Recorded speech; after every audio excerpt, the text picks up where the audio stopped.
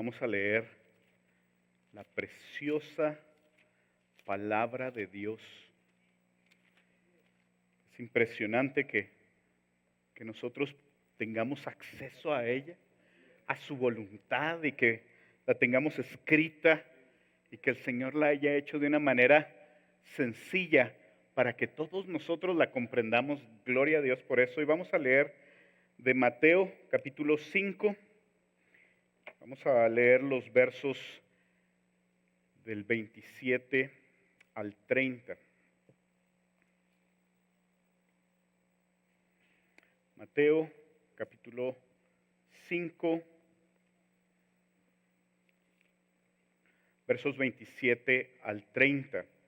Y dice así: oísteis que fue dicho, no cometerás adulterio, pero yo os digo que cualquiera que mira a una mujer para codiciarla, ya adulteró con ella en su corazón.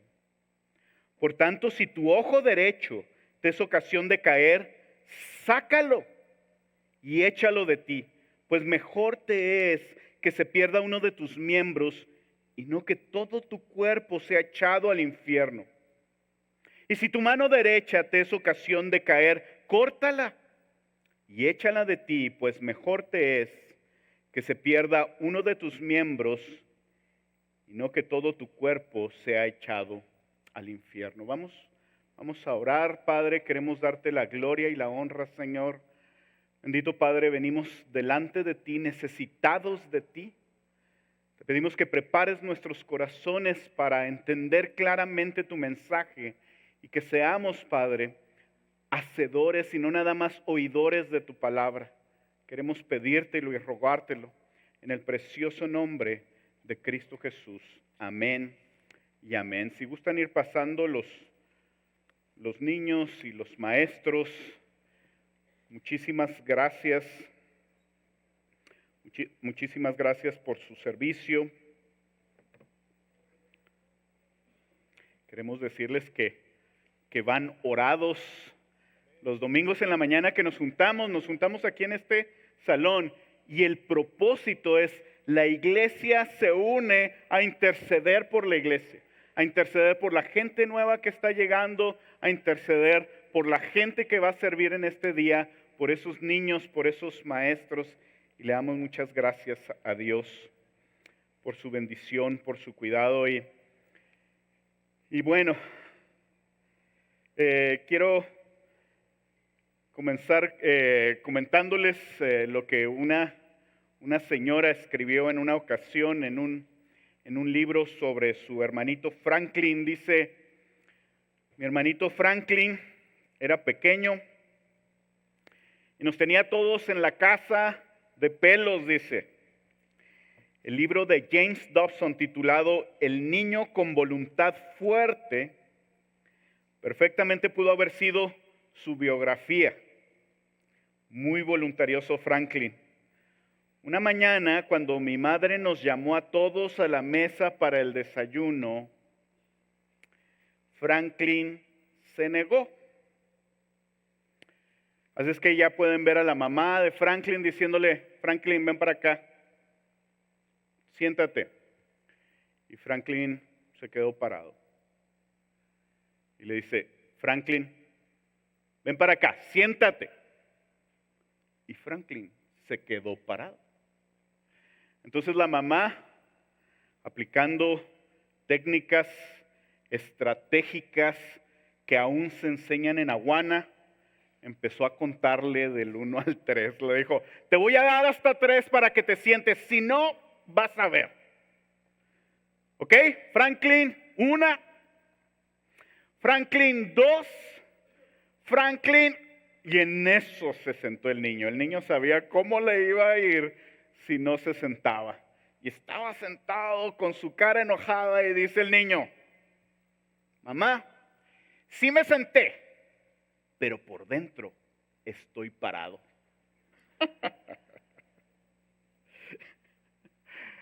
Ese puede sonar como el colmo de la rebeldía, pero esto nos ilustra que podemos obedecer exteriormente por miedo al castigo o por vernos bien, pero tener una intención diferente dentro de nosotros. Podemos estar sentados y podemos estar obedeciendo, pero dentro de nosotros estamos parados diciéndole, y no me voy a sentar. Vamos a recordar un poquito en dónde estamos en el Sermón del Monte. El Señor Jesús estaba dando quizá el sermón más importante de toda la historia a sus discípulos, a los escribas y fariseos y a una gran multitud que le seguía. Les estaba diciendo cómo eran los hijos de su reino. Ellos serían gozosos, con un carácter diferente al mundo. Serían luz y brillarían en una sociedad oscura e insípida, en donde brillarían con sus buenas obras para dar gloria a Dios. Pero el estándar de la vida de los hijos del reino sería mucho más alto que el de los religiosos de su tiempo. Su justicia debería ser mayor que la de los escribas y fariseos, a lo que se preguntarían, ¿cómo le iban a hacer? Era bien difícil. ¿Cómo podría ser eso si los fariseos y los escribas eran los más justos de su tiempo? Eran los religiosos, eran los que conocían la ley. Y Jesús les responde, y les responde dando 6 ilustraciones de cómo la justicia de los hijos del reino podría ser mayor a la de los fariseos y de los escribas. Las 6 ilustraciones comienzan de una manera u otra diciendo lo mismo. Oísteis que fue dicho, y luego dice una parte el Señor Jesús, y luego dice, pero yo os digo. La semana pasada vimos la primera de estas ilustraciones al respecto de la ira, al respecto de matar, no matarás. Y el día de hoy vamos a ver la segunda. Y estas primeras 2 están basadas en los 10 mandamientos. No matarás, y hoy veremos, no cometerás adulterio. Y enseguida les voy a dar el propósito de este mensaje. Este es el propósito del mensaje esta mañana. Dios nos llama a no adulterar en acción o en intención.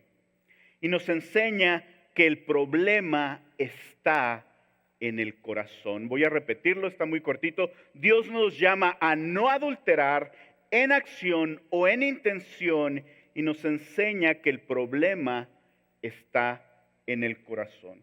Así es que, aunque pareciera que lo más importante de este mensaje tiene que ver con lo terrible que es cometer adulterio, que sí lo es, voy a hablar sobre todo de dónde se origina el adulterio, de la raíz del adulterio.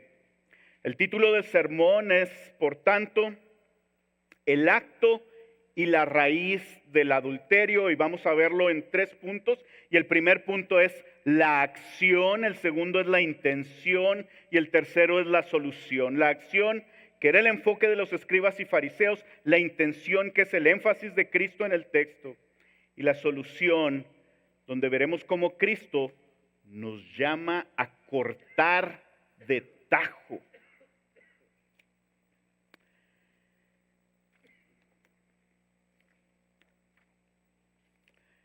Y vamos empezando con el punto número 1, que es la acción. Vamos a ver qué hay en este. En el verso 27 dice, oísteis que fue dicho, no cometerás adulterio. El Señor Jesús empieza diciendo, oísteis que fue dicho. Esto es interesante. El Señor Jesús no les dice, dice en la ley de Moisés, o no les dice, dice en los mandamientos, o no les dice, dice en este libro, dice, oísteis que fue dicho. Como poniendo en tela de juicio lo que les habían dicho a ellos. ¿De qué manera lo ponía en tela de juicio? Imagínense que la diferencia de que alguien llegara contigo y te dijera, oye, como dice la palabra, a la diferencia que te dijeran, así como te dijeron allá, no tiene el mismo peso definitivamente. Cristo estaba poniendo en tela de juicio la manera en que los maestros de la ley estaban interpretando la ley, enseñándola y poniendo en práctica los mandamientos de la ley. Y esto lo vamos a ver repetido una y otra vez. Charles Quarles nos da la siguiente cita. Las palabras, oíste que fue dicho, pueden implicar que Jesús estaba desafiando la enseñanza rabínica de los rabinos que diluía la exigencia del mandamiento. Eso era lo que estaba empezando a decirles. Oísteis, le dice al pueblo completo, a los discípulos, ustedes oyeron que les habían dicho. Otra cosa interesante que notar es que tampoco menciona que el pueblo y los fariseos y todos se regían por la ley. A la hora de levantarse, a la hora de acostarse, tenían que leerla, sus muros estaban pintados, ellos traían algunas cosas que les recordaban de la ley, era la ley y la ley y la ley por todos lados, y aún así el Señor les dice, ustedes la oyeron, como si fuera algo ajena al pueblo. El Señor les estaba diciendo que solo las lecturas y las explicaciones que oían venían de los rabinos y de los maestros de la ley. Y quiero comentarles algo que dice Martin Lloyd Jones. Él menciona que había una gran similitud entre los tiempos previos a la Reforma y el primer siglo. ¿De qué manera es esto? Antes de la Reforma, la iglesia tradicional lo que hacía es que daba todos los sermones en latín. Muy probablemente a algunos de ustedes les ha tocado escuchar sermones en latín. El sacerdote volteado hacia el altar y hablando en latín, y terminaba y la gente se iba y muchas veces no sabían de qué se trataba. Generalmente no sabían de qué se trataba y no tenían acceso a la palabra. Eso pasaba antes de la Reforma. Bueno, en estos tiempos, dice Martin Lloyd Jones, que era algo parecido. Y era algo parecido porque la palabra, el Antiguo Testamento, estaba escrito en hebreo. Y hubo un tiempo en que el pueblo hebreo fue llevado en cautiverio a Babilonia y cuando se fueron, perdieron el idioma hebreo. Ellos ya no conocían el hebreo. Entonces ellos regresaron al pueblo y cuando regresaron a Jerusalén, ellos hablaban en arameo. Y los maestros de la ley, los escribas, los fariseos, los rabinos, ellos eran los únicos que podían leer el hebreo y decirle a la gente, le daban la interpretación. Por eso el Señor Jesús empezó a ser tan insistente desde el principio. Oísteis que fue dicho. ¿Y qué fue lo que dijeron? Lo que dijeron era algo correcto. No cometerás adulterio. Los rabinos, los fariseos, los escribas habían enseñado correctamente que el séptimo mandamiento era no cometerás adulterio. Ese era el séptimo mandamiento. ¿Y cómo no se lo iban a saber? Ellos se sabían los 10 mandamientos de memoria. Pero no nada más los 10 mandamientos. Se sabían toda la ley. Se sabían todo el libro de Éxodo, todo el libro de Deuteronomio. De hecho, para los que se iban a preparar para ser maestros de la ley, a los 12 años tenían que conocer los primeros 5 libros de la Biblia, los cuales los había escrito Moisés. Ellos no nada más se los sabían de memoria, ellos los podían explicar de memoria y ellos eran bien justos. Si la ley decía no cometerás adulterio, ellos se cuidaban de no cometer adulterio. No nada más eso, como ellos eran los que conocían la ley, ellos también se encargaban de si sabían de alguien que había cometido adulterio, iban a ejercer la ley. Iban y sacaban a alguien de su casa y lo ponían delante del pueblo y agarraban piedras y los apedreaban, porque el castigo por el adulterio era morir apedreado. Ellos eran los justos. Se acordarán en aquella ocasión de Juan en el capítulo 8, cuando el Señor Jesús estaba ahí hablando y luego llegan precisamente los escribas y los fariseos y avientan a una mujer y dicen, la encontramos justo en el acto. Ella estaba cometiendo el acto de adulterio cuando los escribas y fariseos la habían visto o habían sabido de ella, la tomaron, la llevaron ahí y ahora sí dicen, vamos a apedrearla. Definitivamente, a los ojos del pueblo, era imposible ser más justos y más rectos que los escribas y que los fariseos. ¿Cómo iban entonces a ser gozosos, a ser bienaventurados? ¿Cómo iba a ser su corazón cambiado si nunca iban a poder entrar al reino de los cielos?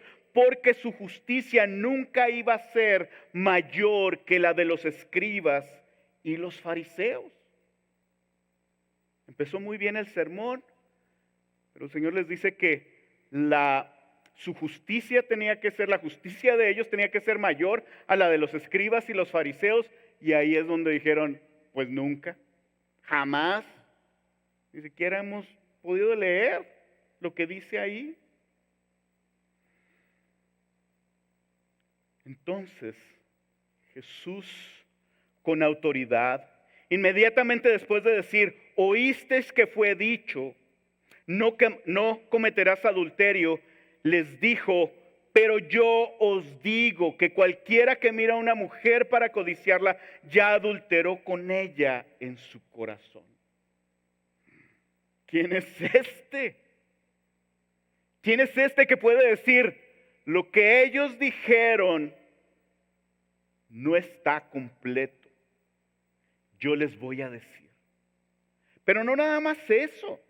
El mismo Señor Jesús les había prometido anteriormente que Él no iba a cambiar la ley, sino a cumplirla completamente. El verso 17 nos habla eso.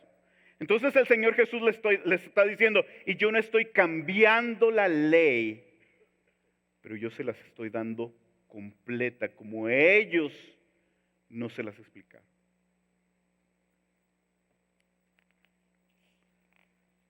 Solamente el Hijo de Dios, Dios con nosotros, Emmanuel, podía decir con tal autoridad que lo que Él les iba a decir tenía más peso que lo que los escribas y fariseos les habían dicho por cientos de años. Y lo que el Señor Jesús les quería decir es que no nada más se trataba de lo externo, sino que se trataba de lo interno. Les estaba diciendo que ellos habían visto solamente lo de afuera. Y Jesús les quería decir que a Dios no nada más le importa el exterior. No nada más le importa la acción, sino el interior de la persona, lo más profundo, de donde salían los pensamientos, sus más profundos deseos y pasiones, lo que la gente no podía ver. La tecnología hoy en día es sorprendente. Los celulares hoy en día lo tomas, ya no necesitas picarle nada para que se prenda y para que te reconozca y para que puedas entrar a hacer una llamada a algo. Basta con que levantes el teléfono con una cámara de alguna manera tridimensional, te empieza a observar, notas las características de tu cara y luego después eso es suficiente para prenderse el celular. Y luego cuando se prende el celular, aún con tu cara puedes mandar un pago, por ejemplo, o puedes hacer algunas otras cosas. Qué sorprendente. Hay un aparato hoy en día, existe, que te lo puedes poner en la cabeza y puedes dibujar sin mover tu cabeza y sin mover tus manos, puedes dibujar figuras geométricas muy básicas. Un triángulo, un círculo. Qué impresionante. Ahora imagínate que eso empezara a avanzar y tú pudieras plasmar en una pantalla tus ideas. Mira, tengo esta idea. ¡Pum! Aparece. Ah, mira un video, ya hice un video. ¡Pum! Y se lo voy a mandar. ¡Pum, pum, pum, pum! Ahora, eso estaría muy interesante hasta que alguien se comprara el aparatito para leer lo que tú estás pensando. Ahí sí ya no estaría interesante. Imagínense que hubiera ese aparato y luego que en una pareja están teniendo conflictos, como nos decía ahorita Helman, están teniendo conflictos y ¿sabes qué? Órale pues, vamos a ver al pastor y vienen con el pastor y se sientan y lo, oiga pastor, permítame tantito, no necesito que me digan nada, se está cargando mi mind reader, entonces no necesitan decirme nada, en unos momentos en cuanto se termine de cargar me lo voy a poner, voy a ver qué fue lo que pasó y las intenciones y los deseos y las pasiones más profundas de su corazón. Muy probablemente ya nadie vendría consejería a Misión de Gracia. Quiero recordarte que no existe ese aparatito, pero Dios en su palabra nos dice que Él sí nos puede ver y conocer hasta lo más profundo. Que aún no empezamos a decir algo y Él ya conoce todo lo que vamos a decir. Eso nos dice la palabra. Ese es nuestro Señor. Los escribas y los fariseos se habían quedado muy cortos en su explicación de la ley. Se quedaban solo con lo externo. Le decían a la gente, no vas a adulterar. ¿Qué significaba eso? Que si el hombre pasaba alguna muchacha judía y se le quedaba viendo y le decía de cosas, adiós, junto a su esposa, y su esposa iba con el rabino y decía, ¿vio lo que hizo? ¿Cometió algún acto? ¿Cometió el acto inmoral? ¿Tienes pruebas de eso? No, pero mire, no importa. Hasta que no cometa el acto inmoral, entonces no importa. Imagínense cómo sería si él prefería ver a otras mujeres con un deseo sexual y a su esposa la despreciaba, y eso decía para los rabinos, para los fariseos y para los escribas, eso no importa. No había problema mientras no se consumara el acto. ¿Qué pasaría si buscaba un hombre agradar más a otra mujer que a su mujer? Eso no importaba. Mientras no cometieran el acto físico. Su manera de interpretar la ley solo trataba con ciertas acciones y con la actitud del corazón. Y quiero leerles esta cita de John MacArthur, que dice, a Dios siempre le interesó la actitud. Eso no es nada nuevo, pero la gente de Israel había bajado el estándar y se había justificado a sí misma con lo que no hacía, que en este caso era no adulteraban, no cometían la acción de adulterar, mientras que su corazón estaba lleno de ira, de lujuria, de coraje, de odio. Habían bajado el estándar de acuerdo con sus habilidades.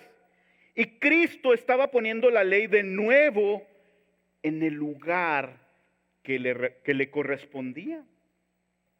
Quiere decir que ellos habían inventado un sistema que podían cumplir. ¿Por qué? Qué raro. Porque a lo mejor entre nosotros, si les preguntara o si les dijera, la palabra dice que no adulteren, muchos, claro que sí, o sea, ni por mi mente me cruza, de ninguna manera. Jamás lo haría. Pero ¿qué tal cuando vemos lo que Jesús dice? Que se trata del corazón y no nada más de tu actitud. Que se trata de ver cuáles son tus pensamientos más profundos y que el Señor los conoce todos. Yo creo que ahí, en cada uno de los mandamientos, estoy seguro que empezaríamos a tambalearnos. Entonces, al ver ellos la dificultad de eso, prefirieron cortarle a la intención y dejar las cosas en la acción, en donde ellos podían relucir y podrían ser exaltados y la gente los podía ver a ellos como muy rectos, porque a ellos no les importaba lo que Dios decía, les importaba lo que la gente decía. Por eso la gente pensaba, no hay manera de ser más justo que ellos si ellos son los más justos, pero por adentro estaban podridos. Quiere decir que puedes inventar un sistema que puedas cumplir, que se parece a los mandamientos de Dios y puedes convencerte de que eres justo, que estás cumpliendo con la ley de Dios. Así es, y quiero repetir esto. Puedes inventar un sistema que puedes cumplir y convencerte de que eres justo, y eso era exactamente lo que los escribas y fariseos estaban haciendo. Y si es mi religión o mi interpretación, entonces yo pongo los límites. Y la palabra de Dios no me importa. Y les voy a dar un ejemplo bien terrible. Una de las interpretaciones que tenían ellos, ¿recuerdan cuando alguien llegó a preguntarle al Señor Jesús, ¿y quién es mi prójimo? Le preguntaba. Y déjenme les digo por qué había tanta controversia. Entre los mismos escribas y fariseos decían, ¿quién es tu prójimo? Tu prójimo es alguien judío y los demás no importan. Pero fíjense las conclusiones a las que llegaban. Decían, entonces, si yo he de amar a mi prójimo, por lo tanto yo debo de aborrecer al que no es mi prójimo. Y si yo tengo relaciones sexuales con una mujer que no es mi prójimo, o sea, una gentil, entonces eso no es pecado. Eso pensaban algunos de ellos, no todos. ¿Se fijan cómo empezaban a torcer las cosas? Y al principio ellos eran los más pulcros, los más limpios, y el Señor les dice a todos los demás, oyeron que fue dicho, nada más preocúpate de lo de afuera, de cómo te vas a ver, lo de adentro no importa y no le importa a Dios. Pero esa era una gran mentira. El problema con una ley superficial, diluida o adulterada, es un seguidor de Dios superficial, diluido y adulterado. Y Dios no quiere eso. Y Cristo les estaba diciendo, y los hijos del reino no están diluidos, no están adulterados, no son superficiales. Imagínate que empezaste a trabajar en tu jardín a las 9 de la mañana, en julio, a finales de julio, y terminaste de trabajar a las 2 de la tarde. Y de ahí vas a un restaurante. Llegas al restaurante y dice, sí, ¿qué le sirvo de tomar? Y le dices, quiero una Coca-Cola, más o menos de este tamaño, la mitad de hielo. Y luego de esas que se oiga así. Y luego llegan y te traen un vasito de este tamaño, en donde a agua le echaron unas gotitas de Coca-Cola para que se medio pintara de negro, y está tibia. Y le das un trago y ¿qué vas a hacer? La vas a escupir. La vas a escupir. Dice el Señor que Él va a vomitar a esa gente tibia, superficial, adulterada. Eso es lo que nos dice el Señor. Y eso es lo que vino exactamente a decirles el Señor Jesús. Y quiero preguntarte a ti. Te voy a hacer unas preguntas antes de pasar al siguiente punto. ¿Tus pensamientos honran a Dios? Porque de aquí a todos los veo muy bonitos, muy peinaditos. ¿Tus pensamientos honran a Dios? ¿Tus deseos glorifican a Dios? ¿O estás complaciéndote a ti y te quieres ver muy bien por fuera?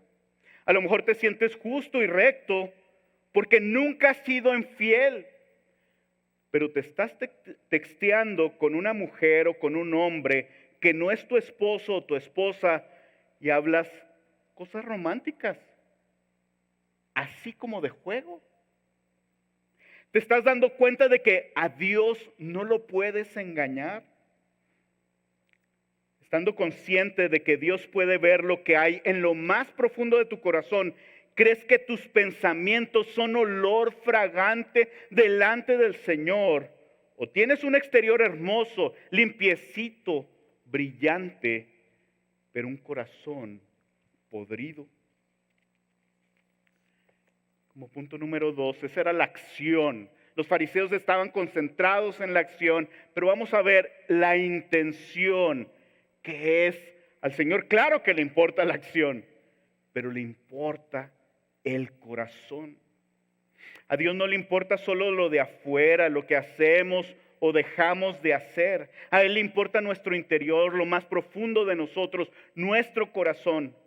Y cuando Dios se refiere al corazón, se refiere a lo más profundo de nuestro ser. John Piper dice que el corazón es quien tú eres en lo secreto, en tus pensamientos y sentimientos, cuando nadie sabe o está viendo, solo Dios. Y lo que eres en las raíces invisibles, le importa tanto a Dios como lo que eres en la rama visible.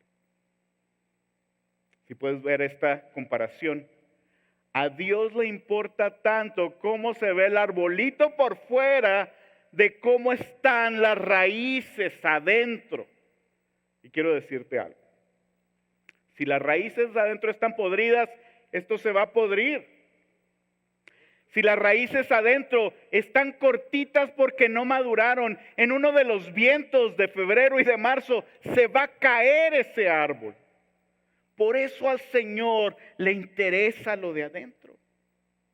Dice el Señor Jesús, pero yo os digo que cualquiera que mira a una mujer para codiciarla, ya adulteró con ella en su corazón. Y desde que empieza el Señor Jesús, establece su autoridad. Yo les digo, el gran yo soy estaba diciendo, el mismo Dios estaba hablando y estaba diciendo. ¿Y saben qué iba a decir? El estándar para los hijos del reino no era tan bajo como el de los escribas y fariseos. No estaba enfocado nada más en el acto, sino que con solo mirar a una mujer para codiciarla era suficiente para adulterar con ella en su corazón. Qué terrible es esto. Y el que esté libre de pecado, que arroje la primer piedra. Dice, pero yo os digo que cualquiera que mira, me llama la atención cualquiera. Probablemente hasta esas alturas algunos de ustedes estén pensando, yo ni casado estoy. Así es que se me hace que me voy a ir un poquito antes el día de hoy. O a lo mejor están pensando, y mi esposo ya se murió, o yo jamás cometería adulterio. Pero el Señor está diciendo cualquiera. Cristo no se refiere a un hombre, como pone como ejemplo. Está hablando de cualquier persona, está hablando de todos los que miran para codiciar a alguien. Puede ser una mujer que codicia a un hombre, o puede ser un jovencito o una jovencita, o puede ser en persona, o puede ser en video. Puede ser a través de Instagram, o de Facebook, o de WhatsApp. Y les voy a dar unas estadísticas que me llamaron la atención. Estas son sobre jovencitos y jovencitas en las redes sociales. De todos los jovencitos y jovencitas que se meten a las redes sociales, 40% las utilizan para hacer sexting, que es mandar mensajes o imágenes con contenido sexual. 22% de las jovencitas mandan fotos y solamente el 18% de los jovencitos mandan fotos.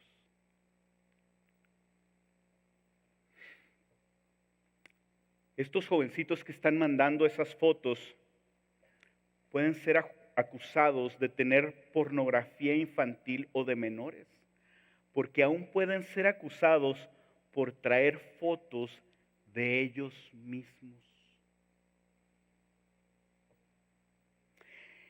Oigan esto, el 88% de las imágenes que las personas se toman con contenido sexual y que llegan a las redes sociales, el 88% son robadas por sitios de pornografías, sin que la gente que subió las fotos se dé cuenta. Pero no llega ahí. Solo en el periodo escolar 2015-2016 se presentaron 222 casos de relaciones inapropiadas entre alumnos y maestros solo en una organización de Texas. Una abogada comenta: decimos y hacemos cosas en las redes sociales y celulares que no haríamos en persona. ¿Saben? Ahora que estaba estudiando para esto, finalmente me quedó muy claro. A lo mejor yo no hubiera sabido, no había pensado con esa profundidad. Pero es muy común que nosotros digamos: ¿eso no dice en la palabra? ¿Han oído eso? Es que en la palabra no dice que no use LSD. Pues no. ¿Saben por qué no dice? Porque al Señor no le interesa el exterior, al Señor le interesa tu corazón y lo más profundo lo abarca completamente. Ahorita podemos decir: ay, pues es que ellos no tenían idea en aquel tiempo de lo que son las redes sociales, no tenían idea, pero el Señor conocía perfectamente el corazón de cada jovencito y de cada jovencita de aquel tiempo y de este tiempo, porque es el mismo corazón con redes sociales o sin redes sociales. Algunos papás están pensando ahorita mismo: voy a quitarle ese celular a mi hijo. O voy a comprarle uno más nuevo que trae más cosas para ser bloqueado. Claro que es importante ver qué vas a hacer, pero recuerda que el problema no es el celular, aunque su uso sí ha incrementado la facilidad de que se abran nuestros pensamientos. El problema está en el corazón, no en el aparato o la tecnología. Una socióloga especialista en redes sociales comentó que las nuevas generaciones no conocen el pudor. Pudor es: no me desvisto enfrente de una ventana porque eso no está bien. Y de cierta edad en adelante, todo el mundo dice: o sea, claro. Pero de cierta edad para abajo, todo el mundo dice: ¿y cuál es el problema? Una socióloga especialista en redes sociales comentó que las nuevas generaciones no conocen el pudor, no pueden distinguir entre lo privado y lo público. Peor aún. ¿Saben quién está enseñando a los niños escribas y fariseos hoy en día? Sus papás. Los papás somos los que los justificamos. ¿De qué manera? Diciendo: no pudo haber sido mi hijo. de seguro fue el malvado de Pedrito. No pudo ser mi hijo. ¿Sabes qué te dije? Diciéndole al esposo. Te dije que le compraras ese iPhone XRZ28, porque ese es el bueno. Ahí trae su celular todo gacho. Por eso le llegan cosas inapropiadas. Por eso no se toma fotos o se toma las fotos. Te dije también que lo pusiéramos en la escuela decente, porque en esa escuela ahí sí les enseñan bien. El problema con los papás es que nosotros estamos justificando a nuestros hijos en lugar de darnos cuenta que algo está pasando y sentarlo y decirle, tu problema no es el celular, tu problema es tu corazón. Ese es tu problema. Y cada vez que veas una actitud en tu niño, no te sorprendas pensando, mi niño, que es puro, perfecto, santo. Se le fue la onda en esta ocasión. Pero yo sé que nunca lo va a volver a hacer ni a los 17 años, ni a los 20 años, ni a los 21 años. Es el corazón el que necesitas estar cuidando. ¿Por qué? Porque tu hijito y tu hijita tienen un corazón perverso.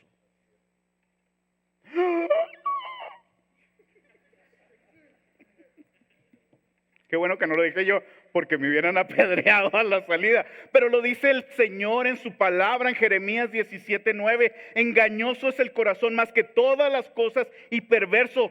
¿Quién lo conocerá? Quizás cuando tú le lees los proverbios como papá o como mamá y estás viendo esa parte donde el proverbista le está diciendo a su hijo, ten cuidado de la mujer ajena y de la mujer prostituta. Muy probablemente tú pienses, mi hijo jamás se iría con una prostituta. ¡Nunca! No nada más eso. Por eso me tiene a mí que voy y lo llevo y lo traigo de regreso, así es que nunca va a tener chance. Pero fíjate cómo todos los proverbios hablan del corazón, de tu necesidad y la de tu hijo de guardar su corazón sobre todas las cosas, dice el Proverbio 4. Espero que este mensaje de Cristo a sus discípulos nos abra los ojos de cómo instruimos a nuestros hijos cada vez que los veamos. No pensemos en ellos como unos niñitos santos y perfectos. La Biblia dice lo contrario. Dice que son pecadores y que su problema está en el corazón. Y mi pregunta para ti es, ¿cómo vas a empezar a leerle y a instruir a tus hijos con proverbios?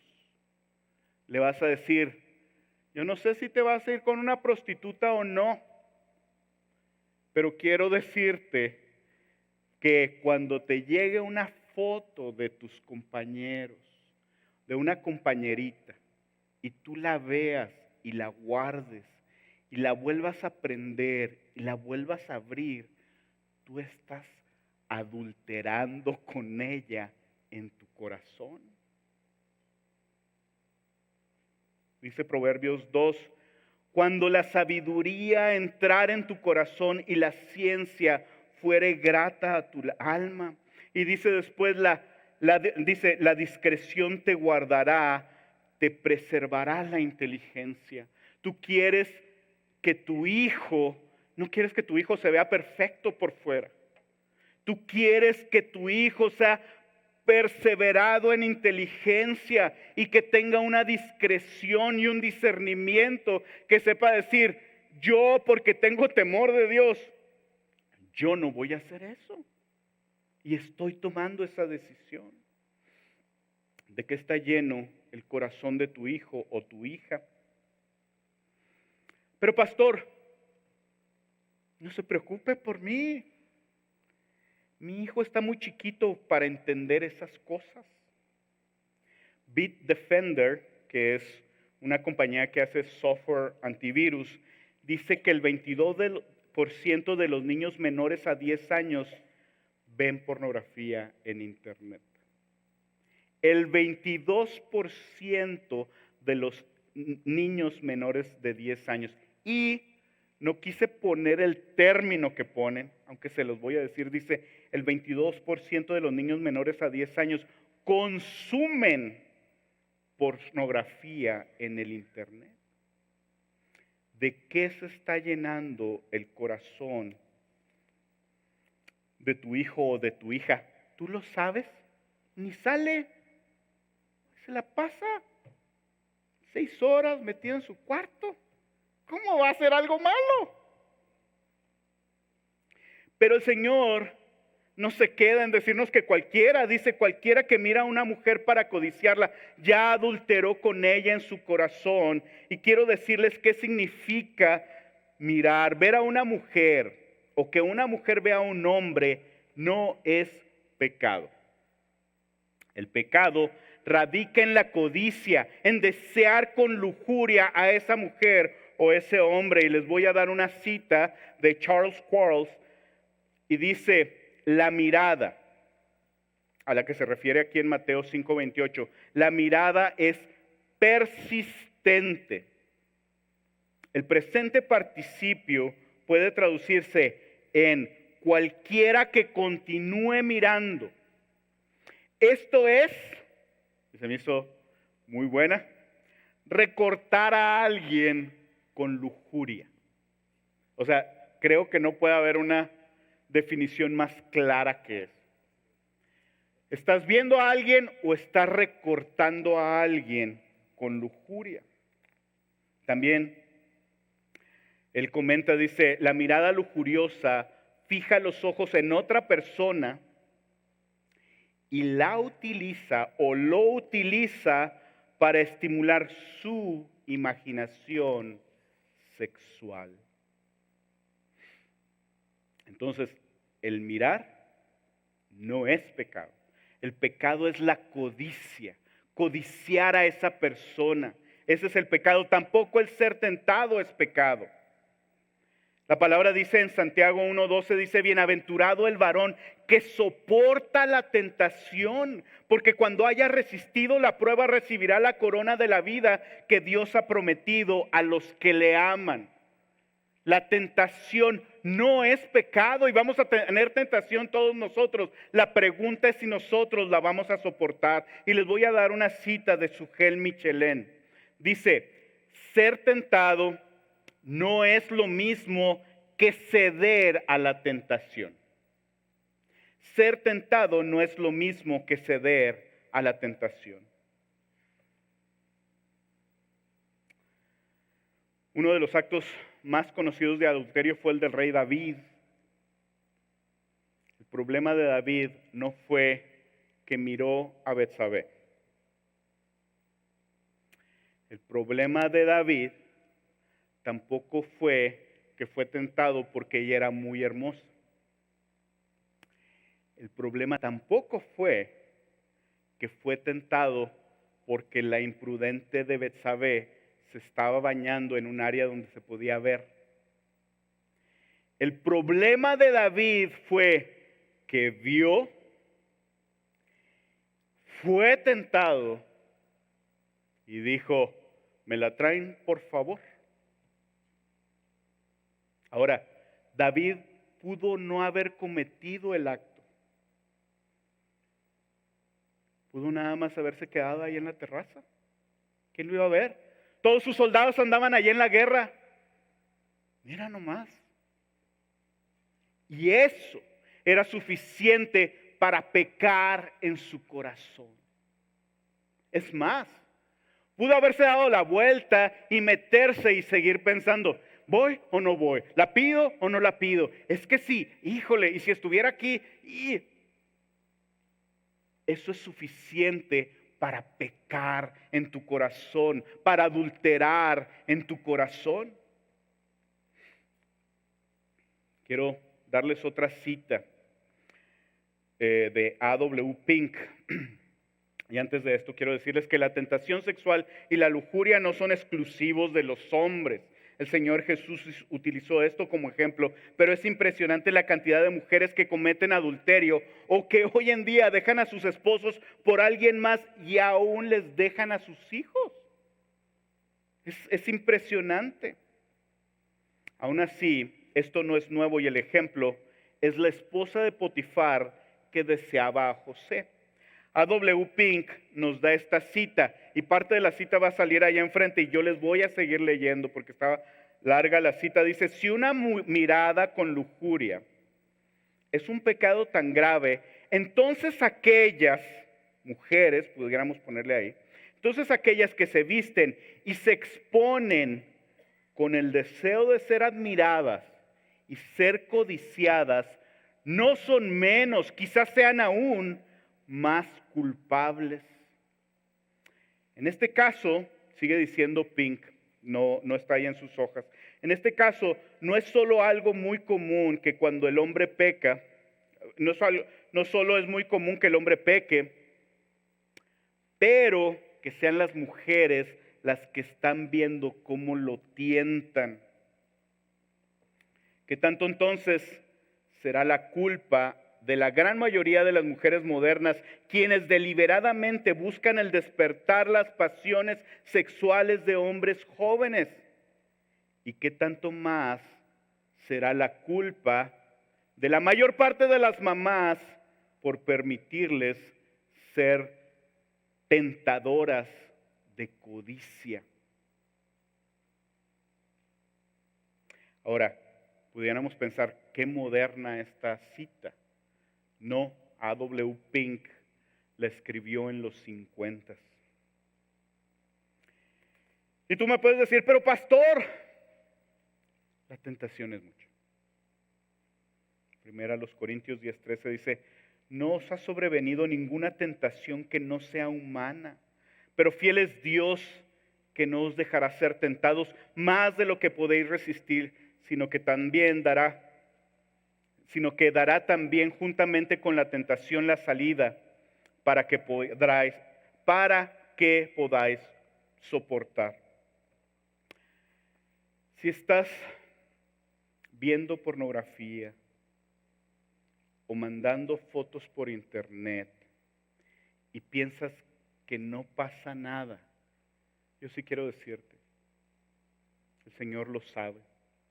Si estás medio jugando con alguien, ay, es que, mira, y si pasara, y tú lo consideras como un juego, a lo mejor te estás inventando tu ley. Estás bajando, estás degradando, estás diluyendo la ley del Señor. A lo mejor estás haciendo eso, pero el Señor puede ver tu corazón. Y esto tiene consecuencias. En Malaquías dice el Señor, van a llegar ustedes llorando al templo y van a dejar sus ofrendas y dice el Señor, yo no los voy a voltar ni a ver. ¿Por qué?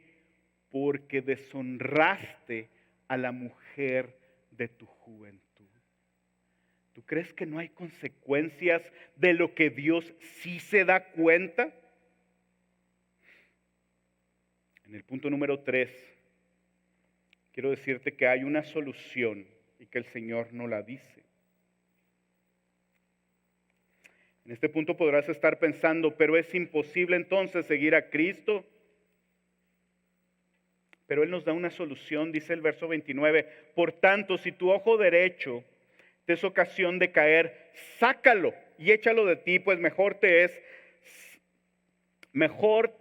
que se pierda uno de tus miembros y no que todo tu cuerpo sea echado al infierno. Y el verso 30 dice, y si tu mano derecha te es ocasión de caer, córtala y échala de ti, pues mejor te es que se pierda uno de tus miembros y no que todo tu cuerpo sea echado al infierno. Y lo primero que quiero decirte es que el Señor no dice que vayas y te cortes la mano. No queremos ver tuertos el siguiente domingo aquí. La intención de Jesús, dice Charles Sproul también, La intención de Jesús en los versos 29 y 30 no es que literalmente nos cortemos un miembro del cuerpo. Orígenes que fue el primer teólogo, un teólogo griego, dijo después de haberse mutilado. Él estaba leyendo la palabra y dijo, es terrible esto. Y él se echaba en carbones encendidos, pensando que con castigar su cuerpo iba a dejar de tener esos pensamientos. Y él sí se mutiló. Orígenes, un teólogo griego, dijo después de haberse mutilado que se lamentaba de la medida tan drástica que había tomado en su celo juvenil y concluyó que había malinterpretado la enseñanza de Jesús. ¿Qué significa sacarte el ojo y cortarte la mano? Para los judíos, el ojo derecho y la mano derecha era lo más valioso. Eso era lo más valioso que tenían ellos. Con ellos podían trabajar, con ellos veían a su esposa, con ellos podían hacer muchísimas cosas. Y si no tenían el ojo derecho y la mano izquierda, iba a ser un problema para ellos. Ahora eso no los iba a librar. ¿Por qué? Porque teniendo tu ojo izquierdo puedes volver a pecar y puedes volver a recortar a alguien para codiciarlo o codiciarla. Lo que el Señor Jesús le estaba diciendo es, deshazte de lo más valioso para ti. Deshazte de lo que te lleva a caer en esa sensualidad, en esa lujuria. Deshazte de eso. Le estaba diciendo el Señor Jesús. Dice en Job 31, hice un pacto con mis ojos. ¿Cómo pues había yo de mirar una virgen? Y sigue diciendo después en el verso 7, dice, si mis pasos se apartaron del camino, si mi corazón se fue tras mis ojos. Muy claro tenía Job cómo funcionaba esto. Los ojos veían algo, el corazón decía, yo la quiero. ¿Cómo sería así? Y dice, si mi corazón se va detrás de mis ojos y si algo se pegó a mis manos. ¿Estás viendo algo que no debes de ver? ¿Estás tocando algo que no debes de tocar? Deshazte de lo más valioso. ¿Qué es lo más valioso para ti que te está llevando? ¿Tu celular?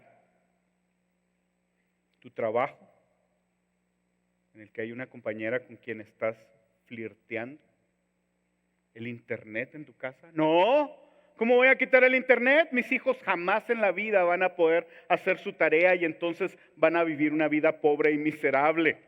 Qué buena excusa para seguir viendo lo que probablemente estás viendo. Dice Charles Quarles en esta cita, dice, el evitar la caída espiritual vale cualquier sacrificio.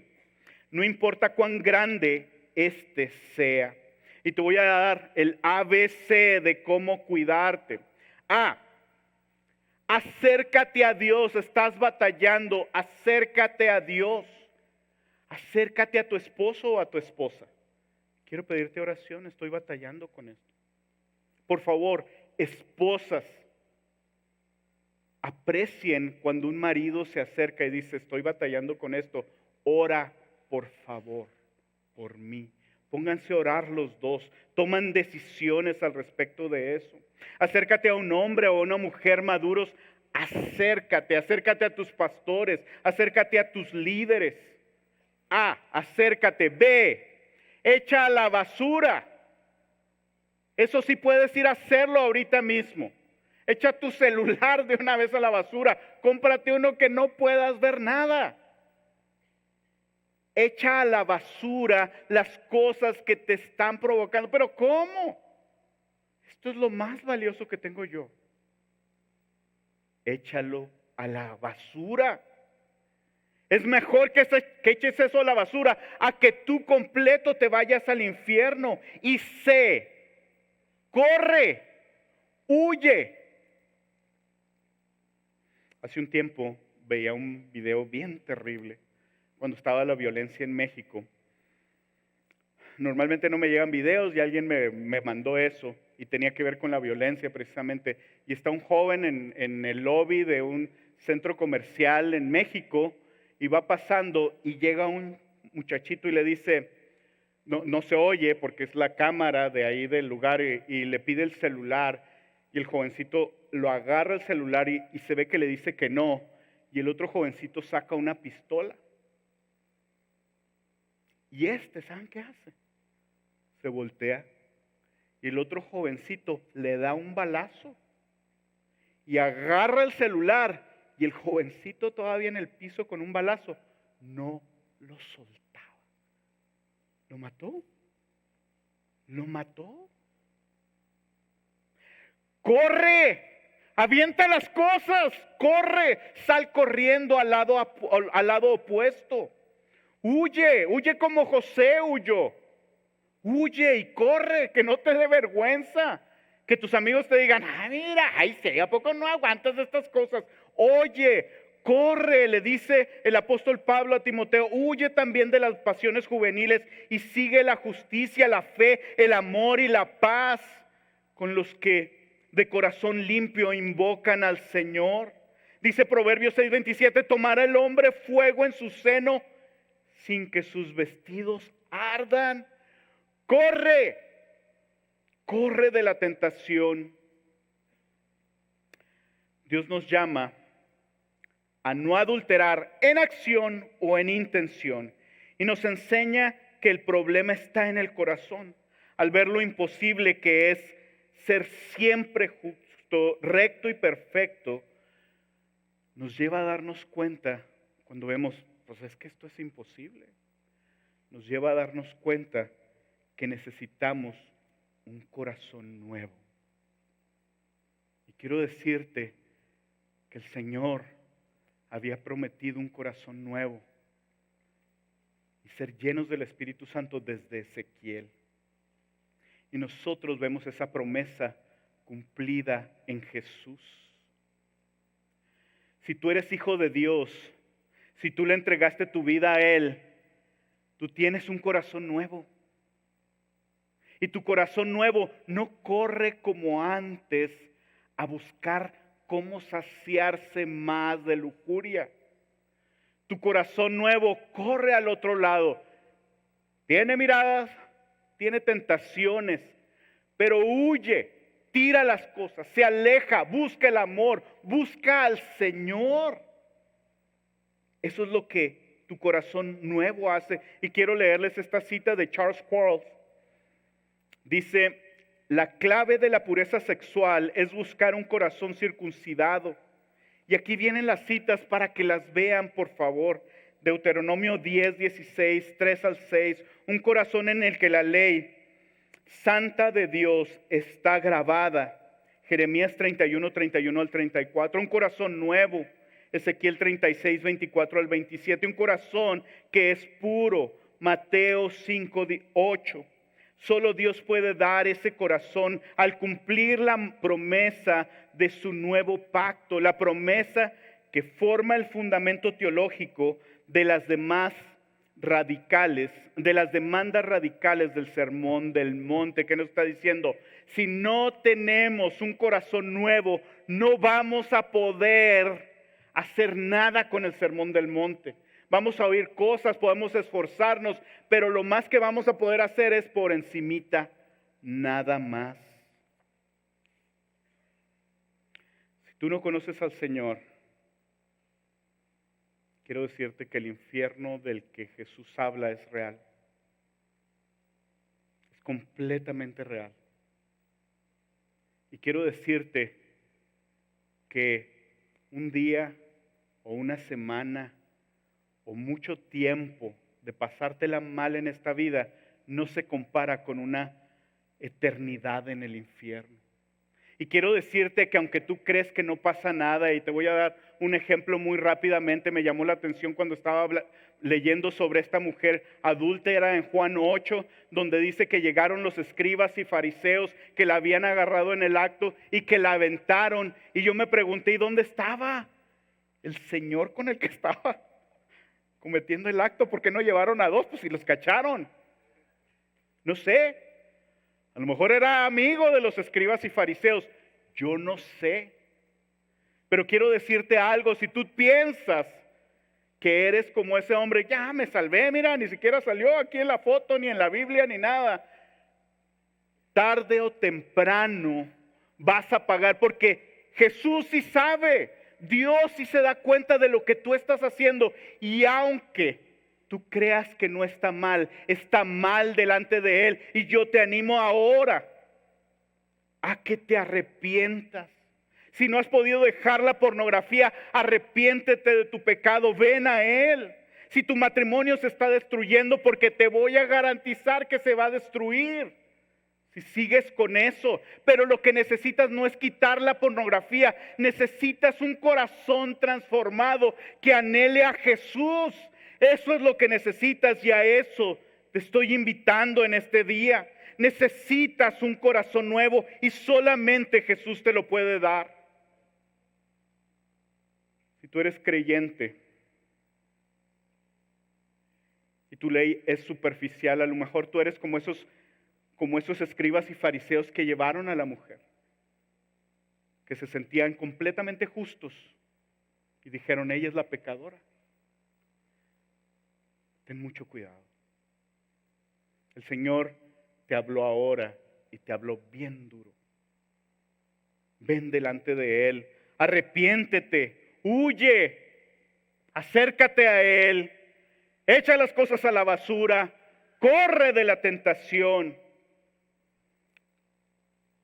Pero finalmente, cuando esa mujer estaba ahí y estaban a punto de matarla, y seguramente ella sabía que la iban a matar, el Señor Jesús trae el resto de la ley a los escribas y los fariseos y les dice, a ver, el que no haya tenido pensamientos, no les dice eso exactamente, pero dice, el que esté libre de culpa que aviente la primer piedra.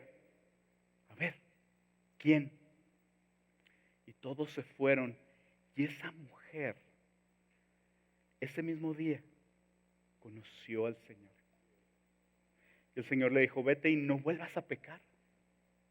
Pero ¿saben cuál fue el mayor milagro que hizo en ella? Le dio un corazón nuevo ese día. Un corazón que ya no iba a anhelar seguir pecando. Y esa es la esperanza que yo te quiero dar. Si tú conoces al Señor, tú le entregaste tu vida al Señor y estás batallando con esto, hay esperanza para ti. Y la esperanza está en que el Señor ya te dio un corazón nuevo. Ven delante de Él hoy mismo y dile, Señor, me arrepiento. Quita esto de mí, Señor.